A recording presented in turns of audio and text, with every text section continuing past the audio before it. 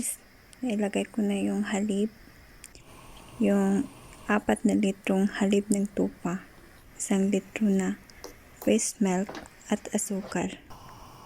So, dito kumulo na siya. Haluin lang natin ng haluin. Para hindi masunog sa ilalim. At para hindi umapaw. So, every 10 minutes, hinahalo siya pag kumulo na para hindi masunog.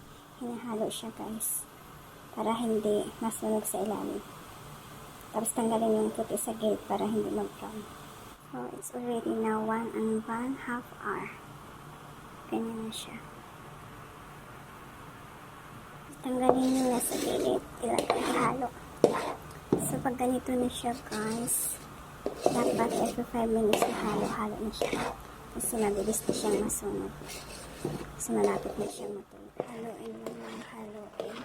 Para hindi masunog sa ilalim. Malapit na siya.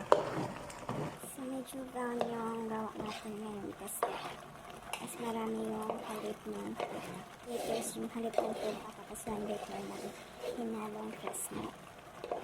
Kaya medyo brown siya. Pero pag 2 liters yung halip fresh milk at saka 2 liters naman yung sa tupa tapos di siya tingin. Di siya maluto. Malapit na siyang matuyo. So, pag matuyo na to, lipat natin sa ibang plato. Palamigin. Pag medyo malamig na, atin ito. 1 to 2 days yan ibilad para matuyo.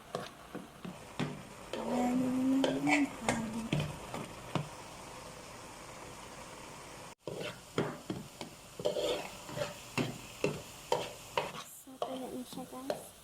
Iting press na lang. Nag-okay na siya. Lilipat na natin sa plato.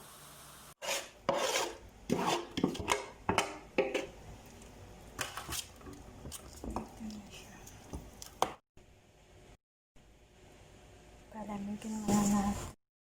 Hada litiha. Baden kalas. Niya ba sige mo ba? Sayron. Dito guys, kasama ko si Madam gumawa.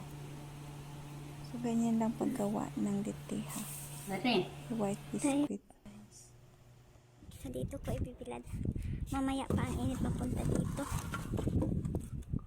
So, dyan pa. Ito yung kahapon. Puti siya kasi mas marami ang fresh milk.